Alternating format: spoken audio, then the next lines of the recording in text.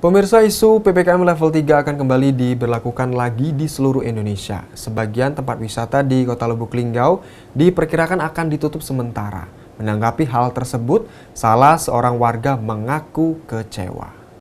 Beredarnya isu PPKM level 3 akan kembali diberlakukan lagi di seluruh Indonesia, termasuk juga di Kota Lubuk Linggau yang sekarang sudah berada di level 1.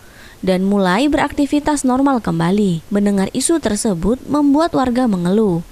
Pasalnya, hal itu dapat membuat sebagian tempat wisata tutup dan sepi pengunjung sehingga membuat omset pedagang yang berada di sekitaran tempat wisata menurun. Dan bukan hanya pedagang yang berada di sekitar tempat wisata saja yang berdampak, akan tetapi hal ini juga berdampak pada tukang parkir yang ada di tempat wisata Waterpang. Supriyadi mengatakan, jika isu mengenai PPKM level 3 itu benar akan dilakukan di Kota Lubuk Linggau, khususnya di tempat wisata Waterpang ini akan membuat penghasilannya menurun. Karena jika isu itu memang diberlakukan kembali, maka tempat wisata akan ditutup. Bukan hanya di wisata Bendungan Waterpang saja, akan tetapi tempat wisata yang ada di Kota Lubuk Linggau akan ditutup sementara. Selain itu, pengunjung juga akan sepi. Jadi penghasilan saya juga akan ikut menurun.